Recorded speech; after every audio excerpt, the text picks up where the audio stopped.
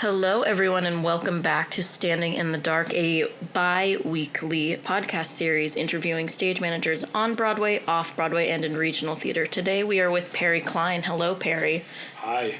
And I just want to let everyone know that I have a windscreen on this microphone, and I have been putting it every which way, and Perry actually did it for me and showed me where it should be, so I just need to give him credit for how good this recording is going to sound. Well, we'll see. So, Perry, how did you get started in stage management, in theater, just in general? In theater. Well, I was doing theater as a high school student, actually, but went to college, Temple University in Philadelphia, for theater. And my majors were in directing and lighting and stage management. So I started actually very young in the theater. And I was very fortunate while I was at Temple University to not only have done many student productions on the main stage and in the studio theater, but I was given a chance to work on 3 Broadway shows while I was still in college. Since we were in Philadelphia in the early 70s, shows still were coming through Philadelphia. The Schubert was still the Schubert, as opposed to whatever it's called today in Philadelphia. And a show called The Selling of the President was doing its pre-Broadway tryout. And the producer came to speak to our lecture series on the commercial theater. And after the session, he went to one of the professors and he said, "Who do you have in your group of students who could be a production assistant for the run of the show in Philadelphia?" And my name was put forward. And they talked to me, and I went over to the Schubert, and they locked me in the basement with some really terrific people and a great cast, and a show that was not destined to work very well. So I was the man in charge of processing the rewrites, and in those days, we were still, it was the days before even Xerox was readily available. I mean, we had it in school. The university had Xerox facilities, but in general, you really had to use paper and carbon, and they were still doing sides for all the rewrites for Broadway shows. They weren't Xeroxing at that point. So other than the original scripts, any changes that were made were done by hand on not electric typewriters, on standard old typewriters. And so they locked me in the basement of the Schubert Theater in the middle of winter of, I think it was 1972 or so. And with Jack O'Brien and a lot of the people who work out of the Hal Prince office. And I did that.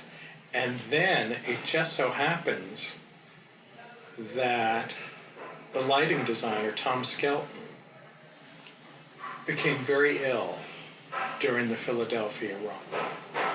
Actually, right after they started previewing in Philadelphia, and they were opening, but they were working on the show. The show was a disaster. And they fired the director, they fired the choreographer, they brought in all new people.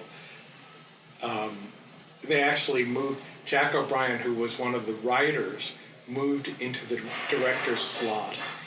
Pat Birch was brought in. She was working with Hal Prince at the time.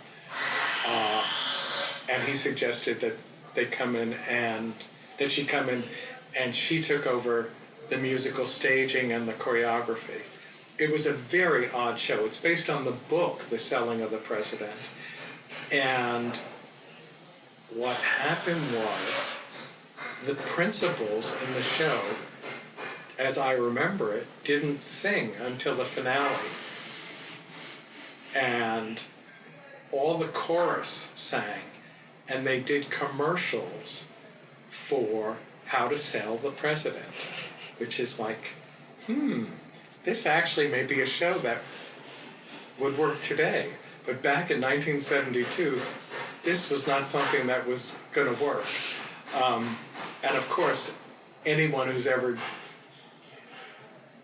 done one of these monumental flops can tell you, you learn more on a big flop than you do from a big hit, usually, because all you do is work, and change, and the first act is the second act, and the second act becomes the first act, and scene 3 becomes scene 8, and things get flipped, and musical numbers get changed around, and it was nonstop. But Tom Skelton, the lighting designer, got sick, and he was, as I remember, in the hotel next door, which probably was the Statler Hilton, and he asked to see me because he had heard that I was a lighting design student at Temple. And what they did was they took his assistant, moved her up to his position, because he had to go, he was like really deathly ill. He couldn't get out of bed. I don't remember what he had, but it really was bad. And it lasted through the New York opening. I think it was possibly hepatitis or some, one of those 1970s terrible, strange things that was going around. And he interviewed me and said, okay, you can do this. We need you to be this lady's assistant. Just be there with her, sit with her, do the paperwork with her, keep it all up. And remember, this was right before computer technology. It was before Chorus Line. So that was in 1975. This was in 1972, I think it was. Yes, the winter of 1972. So we were using road boards, probably 3 men on 6 boards. And so you had to track all of the lighting moves. There was no such thing as, put it in the computer and print it out and all of that stuff. Everything was done manually. So the paperwork was kind of monstrous. The show was already focused, so we didn't have to refocus a lot other than redo some specials and things like that. So that kind of paperwork was done, but I had to track all of the whole show because it was being changed constantly, every day, every night, morning, noon, and night. Meanwhile, my professors at school had let me out of going to school. And it came time for the show to go to New York. And they said, wouldn't it be a great experience if you went to New York with the show? And the producers came to me and said, would you go to New York with the show? Because you're the one who's been doing all of this. We don't want to bring in somebody new to work with us. We have enough on our plate. There are enough problems with the show. We just want somebody who knows everybody, who gets along with everybody, who can do the job and basically do the paperwork for them. So I went back to the professors and said, this is the plan, and they said, you got to go do it. So I was given a free pass on all my classes. And let's see, in 1972, I was probably, it was the middle of my junior year in college. So they gave me what I think was probably 3 or 4 weeks, probably 3 weeks or maybe 4 weeks off to go to New York. And I'm from New York, actually. My parents lived in the suburbs, and I had worked for Goodspeed Opera House the year before, the summer before, and became close friends with the director of that season. And he has an apartment, or had an apartment on Grove Street, which is like right around the corner from here. Mm-hmm. And that was, he said, come live at my place. There's a bedroom there you can have, and go do your Broadway show. And I was terrific. Couldn't be better. So spent that 3 or 4 weeks in New York. The show opened. It played how many previews? Total of 6 previews and 5 performances, and proceeded to close at the Schubert Theater just before, I think it was the show before Over Here opened, which was followed by Chorus Line in that theater. Mm-hmm. And it was a pretty substantial musical in terms of the scale of it. And it was before, as I said, there were no computers. There was quite a bit of moving scenery. And the stage managers treated me really well. I was treated really, really well. And I stayed with it till we opened. And then I went back to school and had to finish up. But because I did that, I was asked in the fall of 1972 to be the production assistant for the same producer for the new Phoenix Repertory Company, which was based on the old Phoenix Repertory Company, which was way back from the 1950s, which did the Golden Apple, did all these very famous shows, and it was being resurrected. And they asked me to be the production assistant in Philadelphia for that. And I said, sure. So that was basically an after-class project in the fall of that same year. And we did 2 shows in rep. Hal Prince directed, what was it? It was, do you think I can remember this? Great God Brown. And what's his name? The wonderful director who's no longer with us. Stephen Porter directed Don Juan. And they played in rep in New York. Now, they didn't need me to come to New York for that show. But I was graduating in the spring of the year after. And because of my experience with that company, they asked me to come back as soon as I graduated and do the next season with those very same people, basically. Mm-hmm. And I basically worked on 3 more shows for the Phoenix. Meanwhile, the week that I graduated college, I don't even remember how this happened, but I got a call. Someone recommended for me to be interviewed for the assistant stage manager job over at the Fantastics, the original production on Sullivan Street.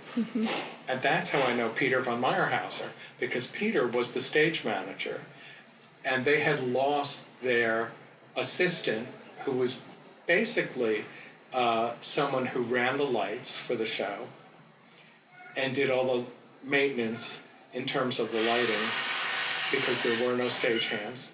It was real old-fashioned 1960s, 1970s off-Broadway, and would maintain the wardrobe for them. I didn't have to wash the clothes, but I had to iron the clothes. You had to take the clothes to the laundry, and there was cleaning that was picked up. So Peter did the actual stage managing of the show. I did like the maintenance work and the lighting. And what happened after that? Oh, then I stayed with that through the end of 1973. And in the beginning of 74, the stage managers from the New Phoenix Repertory Company were friendly with Paul Taylor. You know who Paul Taylor is? I don't. You don't know who Paul Taylor is? No, sorry. Okay. Michael. Of the Paul Taylor Dance Company? Yes. Pretty actually. famous. Yes. In the dance world. Modern dance. Mm-hmm. And they heard there was going to be an opening for the production stage manager / lighting designer for the Paul Taylor Dance Company. And they called me in to meet Judy Dakin, who was the general manager, who ended up at City Center. She ran City Center. And this will all make sense later, because we're all interconnected. You'll find out it's the world of theater in New York is so small, and everybody knows everybody, especially back then. Everybody knew everybody. And they talked to Paul and said, oh, you have to take him. He worked on 5 shows at that point with us, with Hal Prince and Stephen Porter, and did props, did was production assistant on all these shows. And he would be great, because he was a lighting person again, because a lot of what you do in dance as a stage manager is the lighting and the lighting setup and the focus and all of that stuff. So I met with Judy Dakin, and they hired me instantly in, I think it was May of 74, to be the stage manager for Paul Taylor. And I stayed for 2 years with Paul and did the most incredible set of dances. 2 of which, is it 2, are still in the repertory, and they're performed all the. One of them, Esplanade, I was the original stage manager for, and it's performed all the time. It's usually the closing piece that they do for Paul Taylor, and it's the most extraordinary dance you can imagine. And so I stayed there for 2 years. In the meantime, the person who let me stay on Grove Street, who was the wonderful director, Bill Guile, was doing more shows at Goodspeed.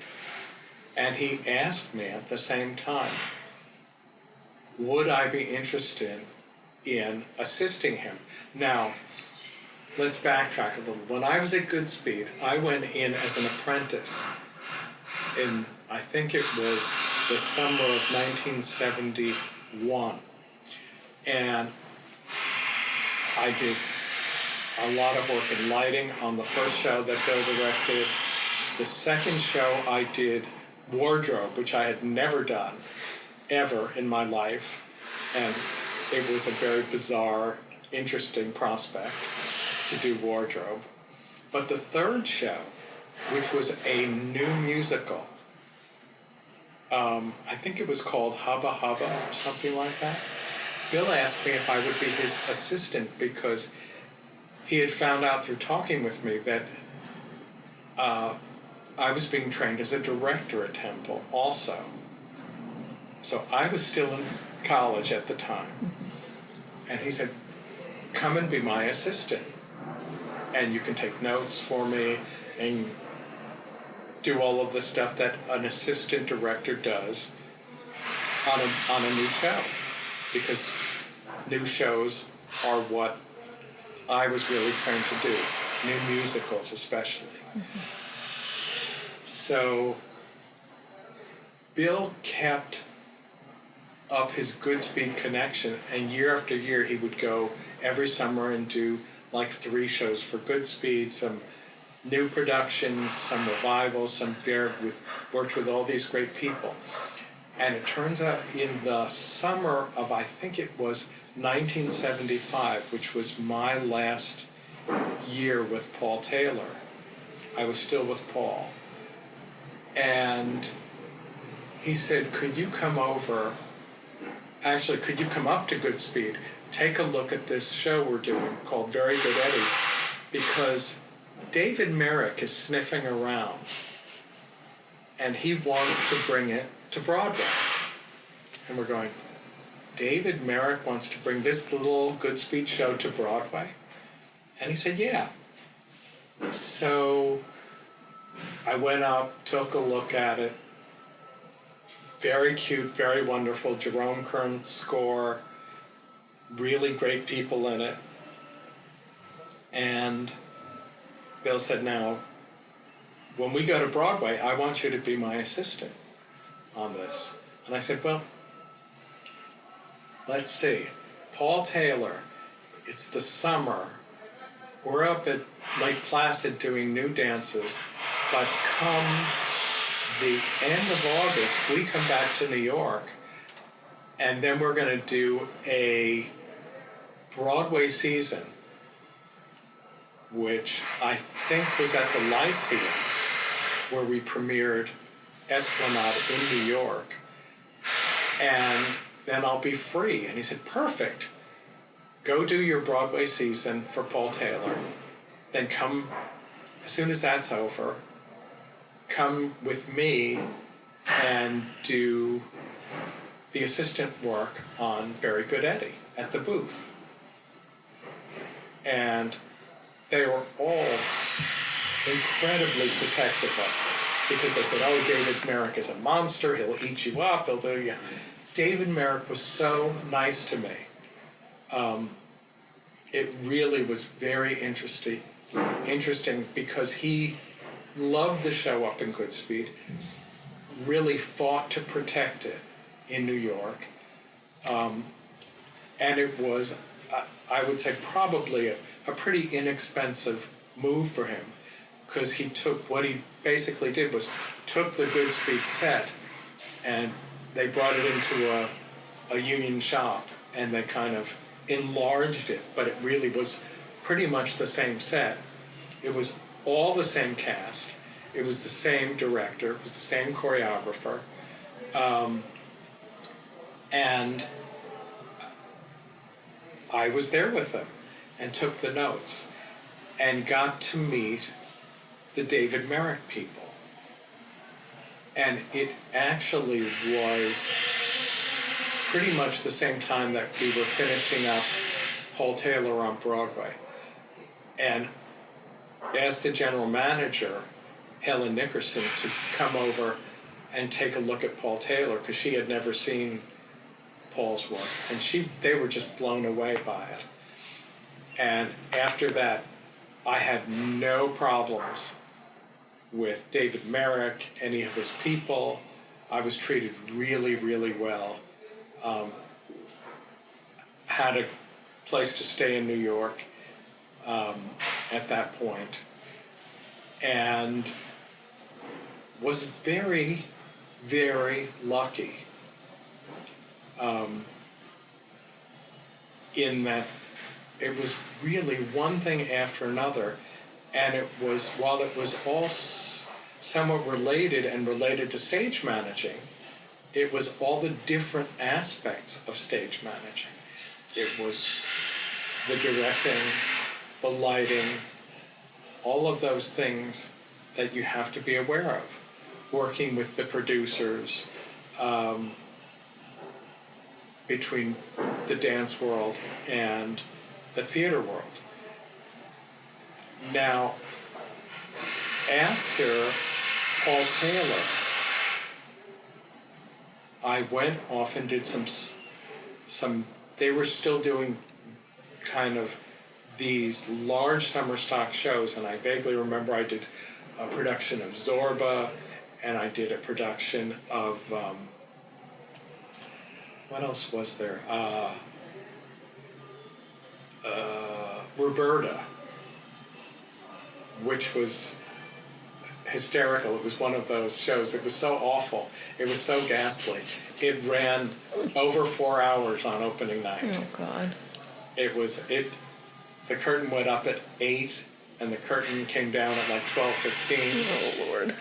And in those days, when you did, I was the advanced stage manager, so I stage managed the show in rehearsals, and I put the show up. It was at Westport, and I passed it on to what's that lovely lady's name, who worked at Long Wharf, and she also did her summers at Westport, who worked with Mike Nichols, who's just a wonderful person. And of course, because the show came in at like 4 hours and 15 minutes, so they kept me there for the week before they sent this show off to other places, because that's what they did in those days. It wasn't just summer stock where they went to one theater. They went to like 3 different theaters. And so they kept me on because they had to cut the show down. So I had to stay with the show and couldn't go back to New York and do my New York things. So I stayed with the show, and then we got it to wherever we were moving it to, which I think was something like Algonquin and Syracuse and all sorts of other strange places. And the show was cut down to a normal 2.5 hour show. Oh, my God.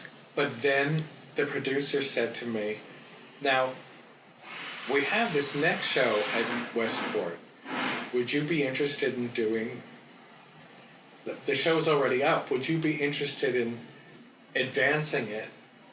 It was Zorba with Theodore Bickel. And I said, absolutely, I'll do that. What could be better than working with Theodore Bickel in Zorba? He was wonderful in it. And we took that around.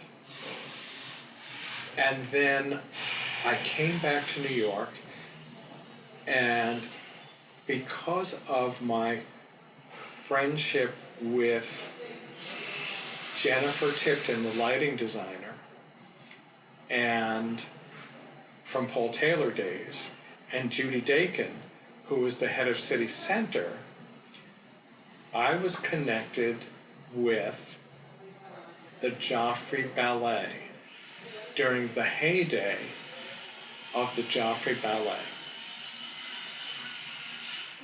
And they came to me and said, would you be interested in stage managing, being one of the assistants on the Joffrey?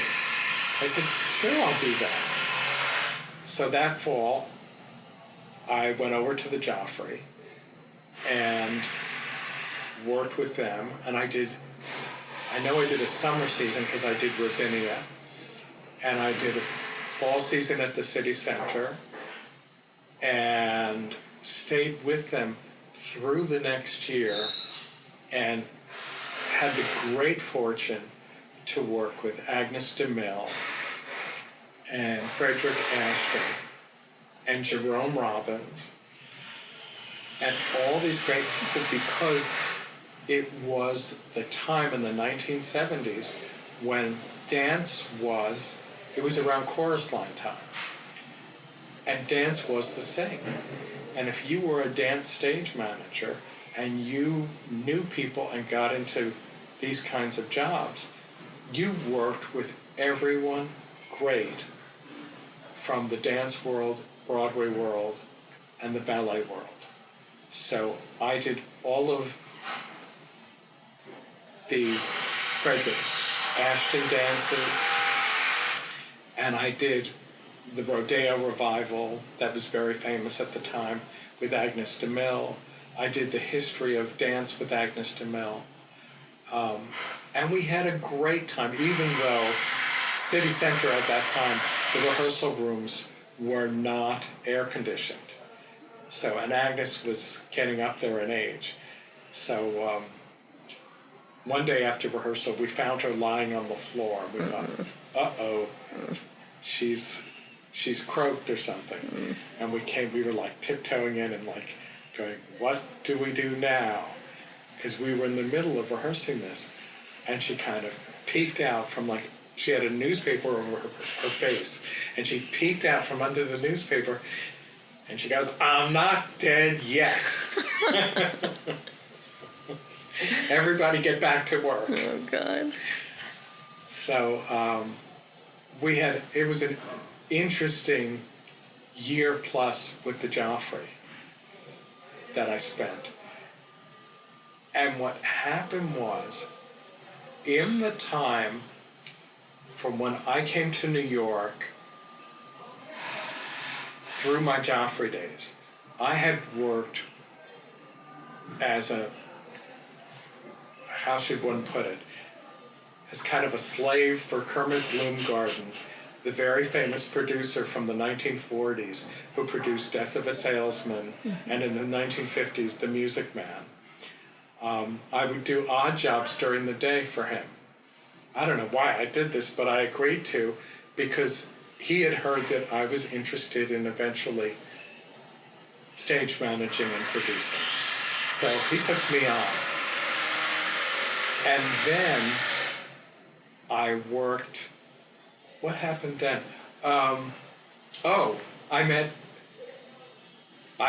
Pippin had opened on Broadway. And I went in to talk to Phil Friedman. And Phil and I got along great, but he said, there really are no openings at Pippin. And he was staying with Pippin at that time, but he'll keep my resume. And if something comes up in the future, he'll let me know.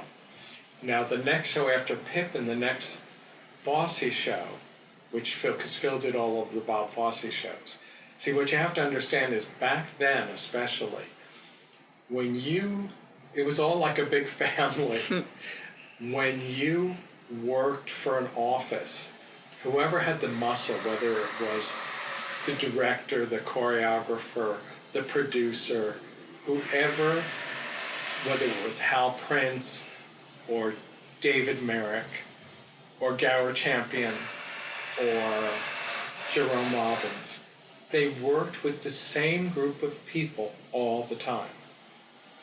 They didn't like to switch people. So if you got in with them, you were golden. You were promised work as long as they lived. I mean, unfortunately, they all died off in the in the 80s and 90s, and but at that time, in the late 70s into the 1980s, it really was like a big family. And sometimes it turned out that the muscle was the general manager, who was also the executive producer. So Phil Friedman said to me, well, the next show is going to be the show called Chicago. Now, I ended up not working on Chicago because Phil had promised it to his existing first assistant at that time. And I was doing something else, but they had said to me, Bob has in the back of his mind something about dance. There's something that he's working on, and come the time after we finish Chicago, we're going to talk about this. Well, that was the time I was working for the Joffrey. And it was in December, it was the winter season at City Center. And I get a call from Phil Friedman, who said to me, come meet Bob Fosse. And I said, okay, I'll come and meet Bob Fosse. No problem, I'll be over. You know, they were working at Broadway Arts on, where was Broadway Arts? 56th Street and Broadway, and I was on 55th Street and 7th Avenue between 54th and 55th at City Center. So I just walked over, met Bob Fosse, and they said to me, you sit down, we're going to show you something. And they had done, it wasn't really a workshop, but it was a preliminary put together of about 5 dances that eventually ended up in the Broadway show Dancing. And Bob danced, Anne Reinking danced, Catherine Doby danced, all of the Fosse people there were like 6 of Chris Chapman was there. All these people, he had like a team, and he had this kind of a trunk. And in the trunk were the straw hats and the white gloves and all of the Fosse stuff, and the canes and you name it, all the paraphernalia for Fosse. And they sat me down and said, let me show you this. And I was there with, as I remember, the prop man, Phil Friedman, the stage manager, and the set designer, Peter Larkin. And they showed me these numbers, and it was amazing. It was really, really amazing. And I turned to them and I said, you know, I have this contract with the Joffrey that I don't know if I can get out of. So Bob called over to Bob Joffrey himself and said, I'll make you a deal. Because Perry is a dance stage manager, I need him because Phil Friedman, who was a brilliant stage manager for Broadway musicals, but didn't really do dance other than a dance number in a show, which is different than doing a whole evening of dance, which is what Bob had in his head. He said, I need somebody who's going to kind of organize all of this and pull it all together with Phil to work with us and to notate the dance somehow. He said, I don't know how you guys do it, and I kind of showed him when I was there the kinds of things that we did to notate dance for stage managers. And he went to Joffrey and he said, I'll make you a deal. I want Perry to come with us to do this show. And I'll, in return, to Bob Joffrey, he says, I'll choreograph a piece for your company. And that was the big joke at the Joffrey at the time, that Bob Fosse was going to come in and choreograph a piece for the company in return for stealing me away. And I was called into Bob Joffrey's office, and he said, Perry, Fosse really wants you to do this. And I said, I know. They called me over, they showed me stuff, it's really quite amazing. And he said, I'm not going to stand in your way, but I want you to know he's got to come back and do a dance for us. And what has to happen in return for taking you away and letting you out of your contract. So they released me from my contract at the Joffrey, because I still had probably another 6 months on this contract. And in, when was it? In probably right after New Year's, we started rehearsing dancing. And dancing turned into this big mega hit. And it was possibly one of the hardest shows I've ever done. Because we really tried to, what Bob's dream was to put together 16 dancers and have it function like they were all principal players, no chorus, everybody did everything.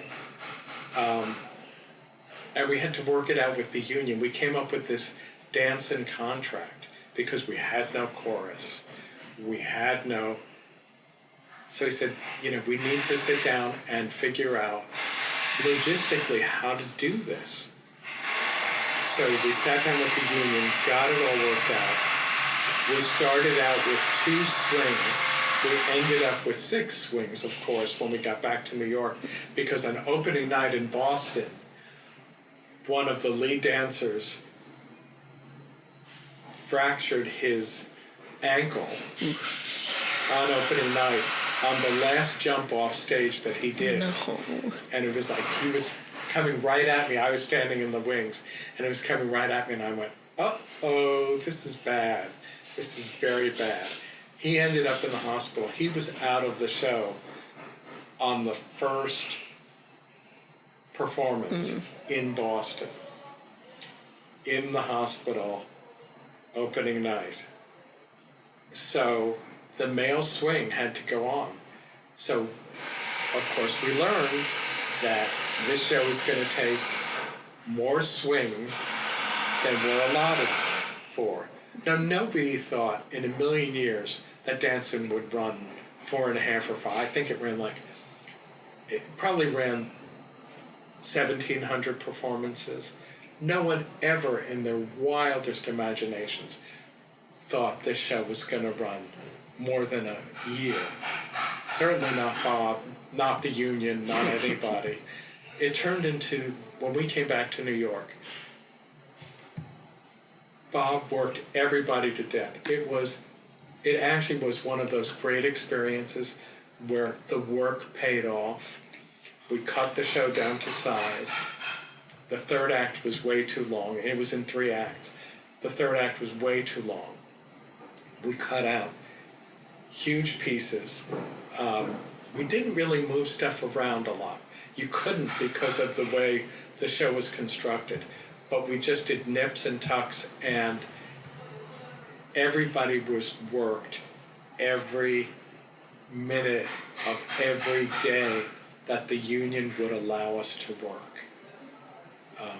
And in those days, things were a little different. 10 out of 12s, you could really work 10 out of 12s for a much longer span. It wasn't until a few years later that all the rules about 10 out of 12s, that, you know, you could only work 10 out of 12 weeks, all of those things that came about because of shows like dance happened.